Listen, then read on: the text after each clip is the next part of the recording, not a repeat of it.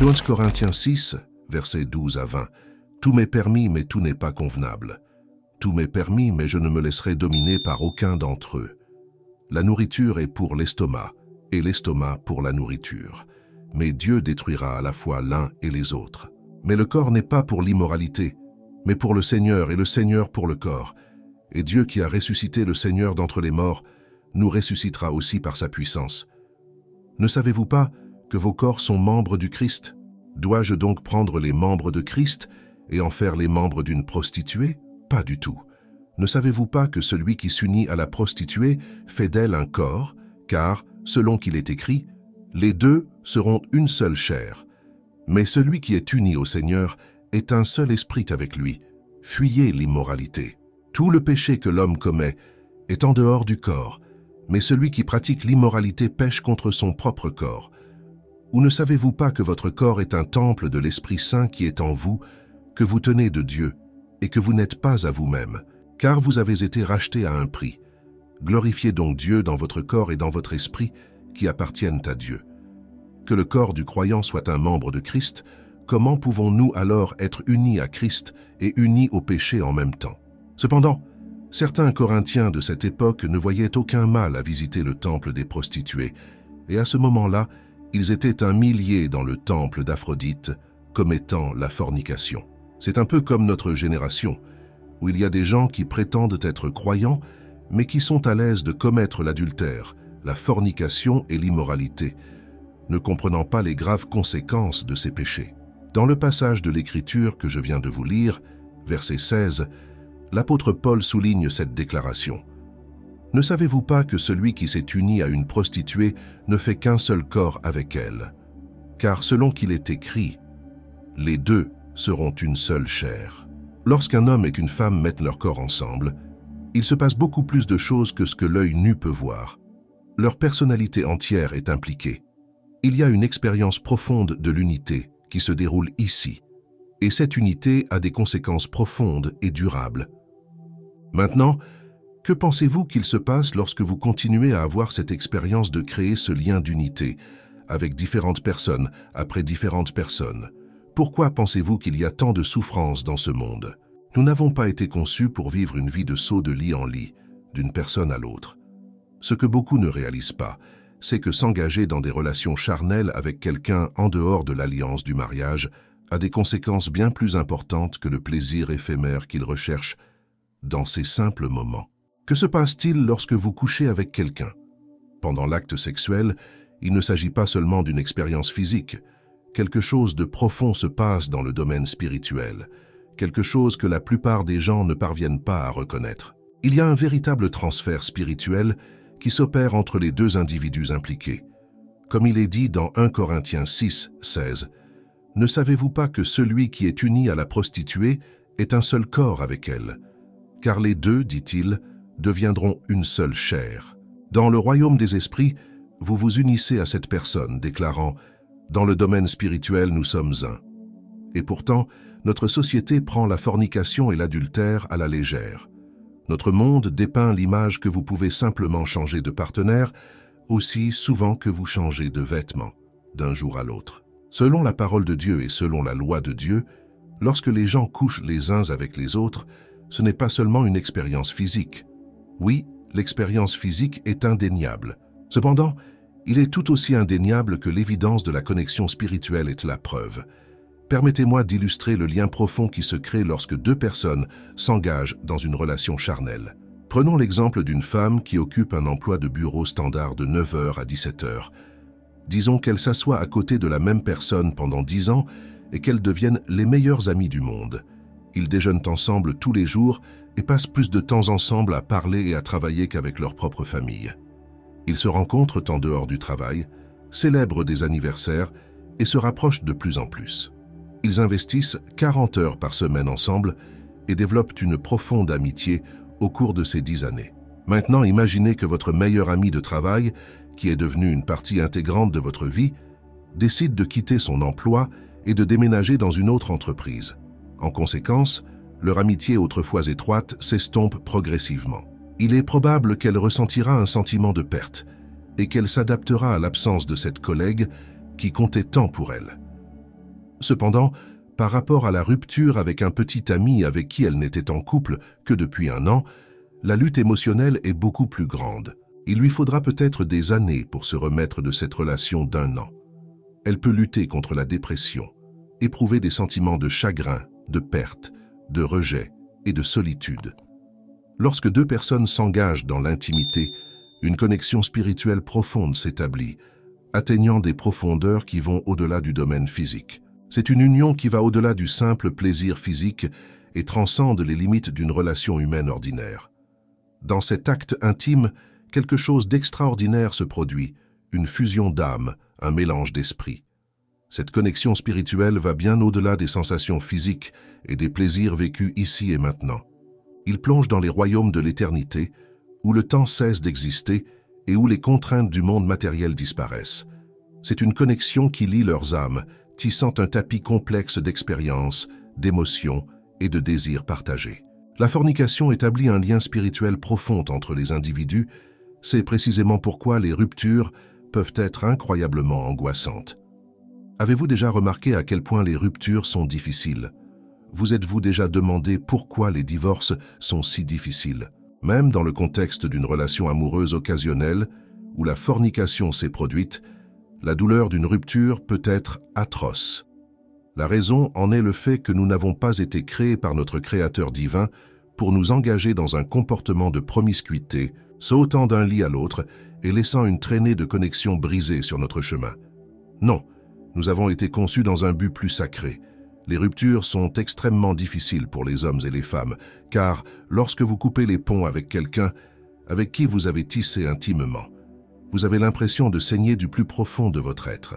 Vous pouvez être enclin à rejeter l'importance d'une relation non conjugale, pensant que parce que vous n'avez pas échangé de vœux et dit « oui », ce n'était pas sérieux. Cependant, cette hypothèse est erronée. Lorsque vous vous liez à une autre personne, lorsque vous formez un lien émotionnel et physique profond, la douleur de briser ce lien est atroce. Il s'enfonce profondément dans votre âme, laissant des blessures qui sont lentes à guérir. La douleur d'une rupture est unique, comme un poids lourd qui appuie sur votre poitrine, un compagnon toujours présent qui vous accompagne partout où vous allez. Ce n'est pas une douleur qui peut être engourdie avec un simple analgésique. C'est une douleur qui persiste, respire et s'entremêle à votre être. Les conséquences d'une rupture peuvent se manifester de diverses manières, ce qui ajoute encore à la tourmente émotionnelle. Le retrait social est une réponse courante, où les individus s'isolent de leurs amis et de leur famille, se retirant dans un cocon de solitude. Le deuil devient un obstacle, les obligeant à se retirer des interactions sociales, cherchant du réconfort dans leur propre compagnie. De plus, l'auto-jugement négatif s'installe souvent lorsque les individus intériorisent l'échec de leur relation et s'engagent dans l'autocritique. Ils peuvent remettre en question leurs propres valeurs, se sentir aimés, nourrir des sentiments de culpabilité et de doute de soi. L'esprit devient un champ de bataille, où les insécurités et l'autocritique font la guerre au sens de soi. Lorsqu'une relation prend fin, un profond sentiment de perte vous enveloppe, comme si une partie de vous avait été arrachée de force. Et en réalité, c'est exactement ce qui s'est passé. C'est un phénomène remarquable qui défie la distance et le temps. Même si les années passent et que la communication entre les deux est inexistante, la simple vue d'un message texte de votre ancien partenaire peut faire chuter votre cœur ou s'emballer. Les effets persistants de la connexion spirituelle que vous avez partagée sont indéniables. Vous vous demandez peut-être pourquoi cela se produit, pourquoi les bouleversements émotionnels persistent longtemps après la rupture physique. Vous vous demandez peut-être pourquoi les sentiments et les émotions que vous avez pour cette personne persistent longtemps après la rupture physique, où vous pouvez vous endormir la nuit et penser au partenaire avec lequel vous avez rompu il y a 5 ans, 10 ans, 20 ans. La raison en est simple. Vous êtes devenus une seule chair. Cette unité profonde transcende le superficiel et touche au cœur de votre être. Ce n'est pas un lien qui peut être facilement rejeté ou oublié. Vous avez peut-être entendu l'adage « le temps guérit tout », mais lorsqu'il s'agit de questions de l'esprit, le temps seul ne peut pas guérir les blessures.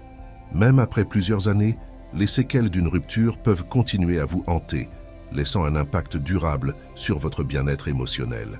La relation charnelle change les gens. Oui, c'est le cas. Que dit la Bible au sujet de notre corps et du séjour du Saint-Esprit? Dans 1 Corinthiens 6, versets 13 à 20, il nous fournit une position claire sur la fornication, l'adultère et l'importance d'honorer notre corps. Il dépeint magnifiquement nos corps comme des temples du Christ, des sanctuaires sacrés dignes de révérence et de respect. Lorsque les individus commettent des péchés corporels tels que la fornication et l'adultère, ils commettent des actes d'immoralité, péchant ainsi contre leur propre corps, qui est le temple du Christ. Il est essentiel de reconnaître que nous ne possédons pas la propriété de nous-mêmes, car nous avons été achetés à un prix élevé. Par conséquent, il est crucial que chaque action que nous entreprenons avec notre corps soit alignée sur la volonté de celui qui est mort sacrificiel pour nous et nous a appelés au salut. Notre vie devrait refléter la gratitude et l'obéissance que nous lui devons. 1 Corinthiens 7, verset 23. « Vous avez été rachetés à un prix. Ne devenez pas les esclaves des hommes. » Verset 13. « La nourriture est pour l'estomac, et l'estomac est pour la nourriture, mais Dieu détruira l'un et l'autre. Or, le corps n'est pas pour la fornication, mais pour le Seigneur, et le Seigneur pour le corps. » Les premières lignes, qui ont peut-être été des slogans à la mode et des justifications adoptées par l'Église de Corinthe, sont destinées à minimiser la gravité des péchés qu'ils ont commis avec leur corps. Ils ont comparé l'acte charnel à la nourriture, suggérant que, tout comme la nourriture satisfait la faim, la relation satisfait les pulsions sexuelles. Cependant, l'apôtre Paul a rejeté ces comparaisons, soulignant leur caractère temporaire.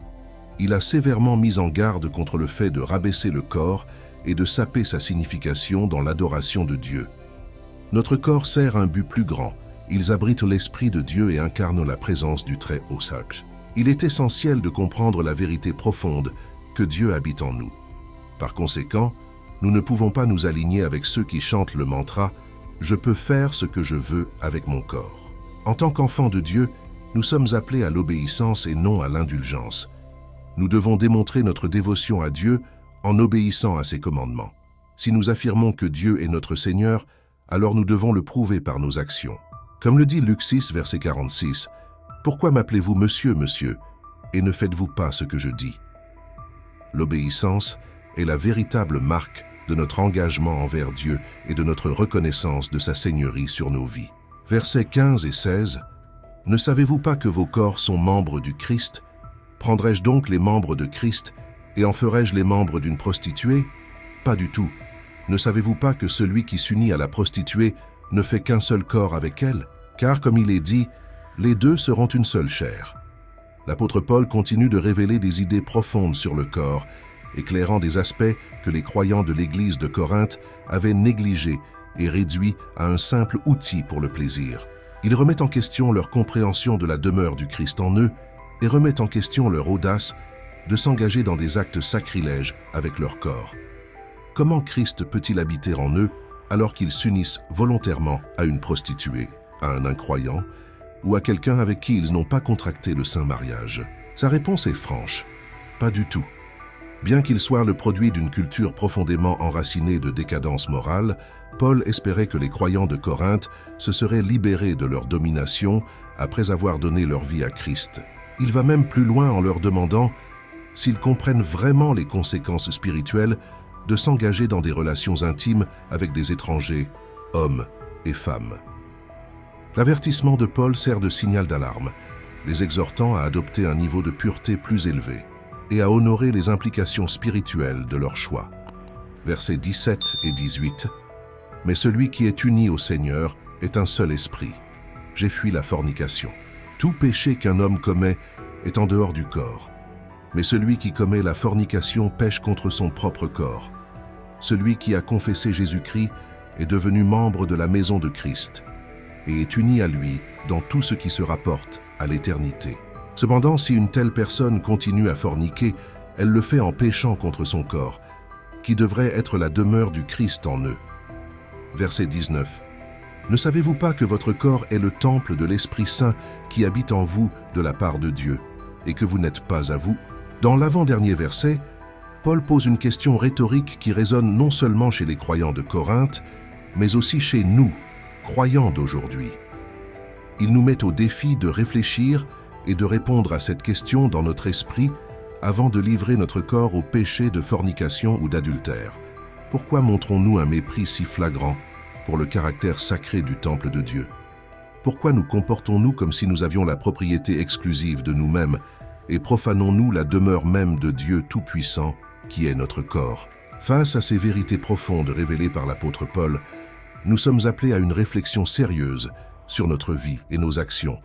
Le caractère sacré de notre corps en tant que temple de l'Esprit Saint n'est pas une simple suggestion, mais un commandement divin qui exige notre obéissance et notre respect. Et c'est pourquoi, face à l'appel élevé de la pureté et de la sainteté en Jésus-Christ, nous sommes exhortés à nous repentir des voies qui déshonorent Dieu et à rechercher une vie de communion intime avec lui.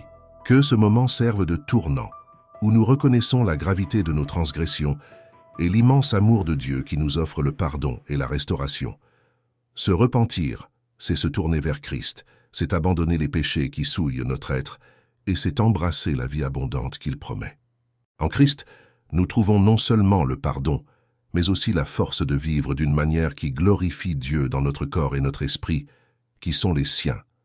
Que chacun de nous réponde à l'appel à la repentance avec un cœur contrit et un esprit prêt à être renouvelé par la grâce et la miséricorde de Dieu. En Jésus-Christ, il y a de l'espoir, de la guérison et un nouveau départ. Et aujourd'hui, si vous êtes fatigué de vivre une vie sans Christ, je veux vous lancer une invitation pleine d'amour.